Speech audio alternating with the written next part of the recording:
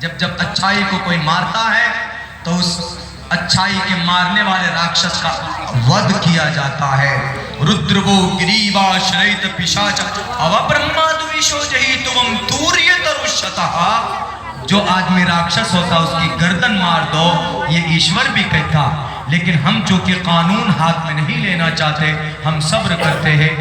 ہم یہی کہتے ہیں کہ خدا کے واسطے ظلم و ستم نہیں ہونا چاہیے. ہمارے اس ملک ہندوستان کے اندر پرامن طریقے پر رہنا چاہیے. میرے بھائیوں 1.5 گھنٹے کا وقت ہو رہا ہے. بس 2-3 منٹ میں ایک بات اور کہہ دوں تحفظ اوقات کے تعلق سے. اس کے بعد پھر نماز کا وقت ہے. حضرت قاضی صاحب نے کہا کہ 2 بجے تک پڑھ سکتے ہیں. وہ ہمارے رہبر ہیں, ہمارے مشفق ہیں, مربی ہیں. میں تو ایک طالب علم کی حیثیت سے آپ کے بیچ حاضر ہوا ہوں. تحفظ اوقات کے اندر بھی جو آج کچھ لوگ اس کو اپنا ہڑپ کرنا چاہتے ہیں یہ بھی ہمارے اعمال بد کا نتیجہ ہے. پوری دنیا کے اندر جو مسلمان اتنا پریشان ہے نا تو مسلمانوں کے اعمال بد کا نتیجہ ہے. اللہ کا قرآن کہتا ہے ظہر الفساد فی البر والبحر بما کسبت ایدی الناس.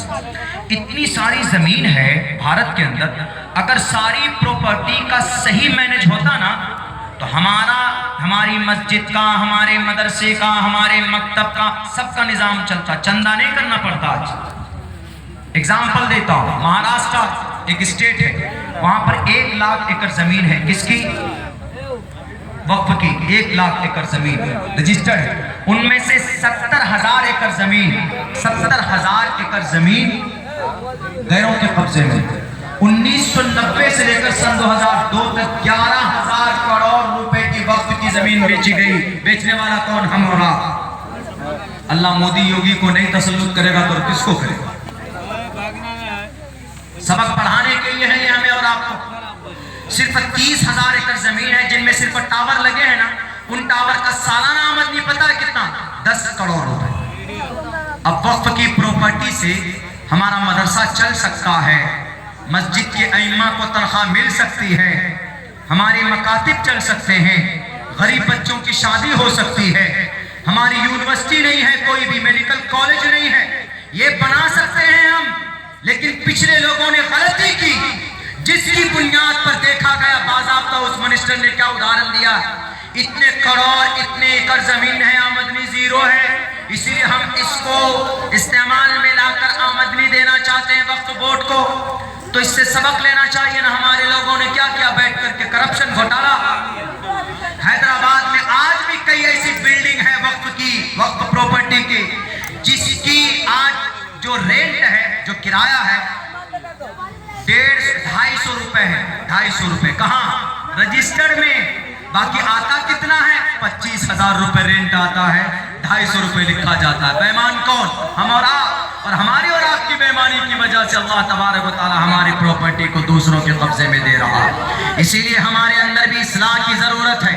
ہم یہ لڑائی لڑیں گے لیکن اس کے ساتھ ساتھ ہمارے اندر اصلاح کی ضرورت ہے. ہمارے رہبر, ہمارے قائد کو اس بات کو بھی دیکھنا ہوگا, پورے بھارت کے مسلمانوں کو, دانشوروں کو, علماء کو, سب کو ایک پلیٹ فارم پر آنا ہوگا.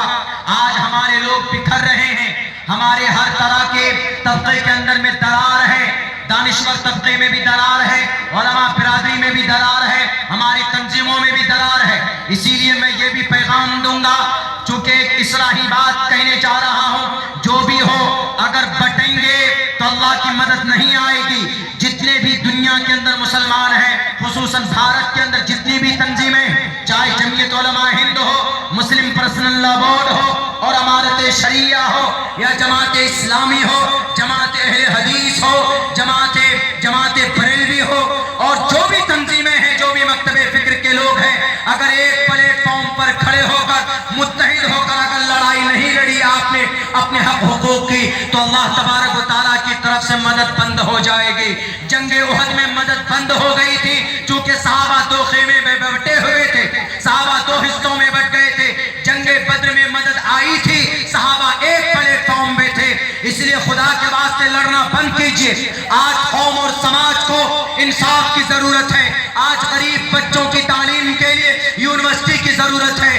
آج مدرسوں کو آباد رکھنے کے لیے اس میں فنڈ کی ضرورت ہے. آج مکاتب کو چلانے کے لیے وہاں پر مکاتب قائم کرنا ضروری ہے. مساجد میں, ہمارے مساجد میں आइम्मा के लिए अच्छी तनख्वाह की जरूरत है, इनको चंदा करने की नौबत ना आए। इन औकाफ की प्रॉपर्टी को सही इस्तेमाल कीजिए।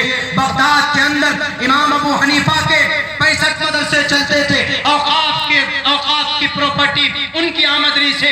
इमाम शाफी के 55 मदरसे चलते थे, औकाफ की आमदनी से। इमाम अहमद के 6 मदरसे चलते थे, औकाफ की आमद से। आज औकाफ की आमद कहाँ है नहीं मालूम। ये हमारे लोग पेट में जहन्नम भर रहे हैं, इसीलिए अल्लाह तबारक व तआला ने इन लोगों को मुसल्लत किया। ये बात कोई नहीं करेगा। इस्लाह करो अपने अंदर पहले। क़ू अनफुसकुम व अहलीकुम नारा। अल्लाह इन जालिमों से खुद निमट लेगा। अपने अंदर सुधार पैदा करो, अपने अंदर इत्तिहाद पैदा करो। क्यों जमातें दो तरफ बदलती है? कोई भी जमात हो, क्यों तंजीमें दो प्लेटफॉर्म पर जाती है? जब तंजीम दो हिस्सों में बटेगी तो अल्लाह की मदद पर रुक जाती, कौम की ताकत बढ़ जाती। क्यों हमारे लोग तो हिस्सों में बंटते? क्यों हमारे लोग मकतबे फिक्र के नाम पर लड़ते? एक कलमे की बुनियाद पर कौम क्यों नहीं खड़ी होती? यहूदी क्यों कामयाब है? वक्त होता तो 2.5 घंटे लगते मुझे समझाने में आपको। यहूदी पूरी दुनिया में 1.5 करोड़, पूरी दुनिया के नाक में नकेल डाल दिया है। तो यहूदियों ने डाला है आपके नाक में नकेल। आपके भारत में बुर्के पर पाबंदी कौन लगवाया? यहूदियों ने लगवाया। आपको लड़ाता कौन है? यहूदी लड़ाता। 1.5 करोड़ है जिसकी जिल्लत कुरान में है, और आप 2 अरब हैं जिसकी फजीलत कुरान में है। आप दलील रुस्वा हैं, और यहूदी जो जालिम है आज वो दंदना रहा है। क्यों? क्योंकि उन्होंने आपके कुरान से इस्तिफादा किया। आपके कुरान को दुनिया में कामयाब होने के लिए पढ़ता है, सवाब हासिल करने के लिए नहीं पढ़ता है। यही वजह है कि यहूदी कामयाब, और हम पिट रहे हैं, लुट रहे हैं, तब भी बटने से नहीं बाज आते। कोई किसी पर फतवा लगा रहा है, कोई किसी तंजीम का सदर बनने के लिए लड़ रहा है, कोई अध्यक्ष बनने के लिए लड़ रहा है। याद रखिए, हमारी शरीयत को मिटाने के लिए भी अकबर बादशाह एक ज़माने में भारत के अंदर जो बहुत बड़ा दीनदार था, लेकिन एक ज़माना ऐसा आया कि 5 नमाज के बदौलत, 5 नमाज के बिलमुकाबिल उन्होंने 5 टाइम का सूर्य नमस्कार को ईजाद किया। उसका जिम्मेदार कौन था? उसका जिम्मेदार दानिश्वर तबका था, उलमा बिरादरी थे।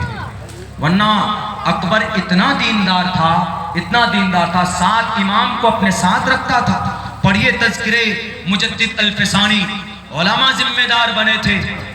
उलमा की महफिल नहीं है, उलमा के साथ साथ कुछ दानिश्वर लोग भी जिम्मेदार बने थे। उसको इतना कंफ्यूज कर दिया था अकबर को। वो कहा था कि भाई ये धर्म है कि क्या है?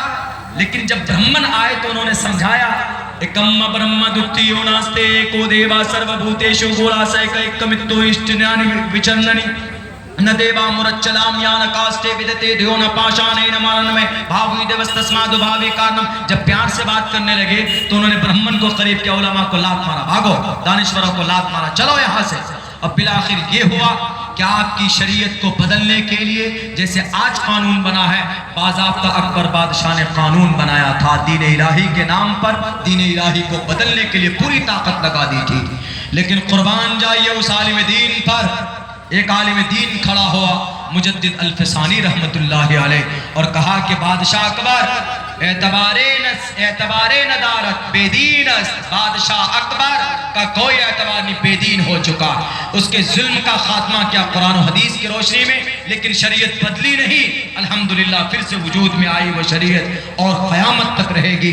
अल्लाह से दुआ करता हूँ, अल्लाह हम तमाम मुसलमानों को अपने अमल के अंदर दुरुस्तगी पैदा करने की क़ुव्वत दे, सलाहियत दे, और अपने अंदर इत्तिहाद और इत्तिफाक पैदा करने के हमारे कौम के रहबर और रहबरान को, कौम के समाज के दानिश्वर लोगों को भी सही समझ दे कि इत्तिहाद और इत्तिफाक के साथ रहें। बहुत बहुत शुक्रिया, जज़ाकल्लाह। अस्सलामु अलैकुम व रहमतुल्लाहि व बरकातहू।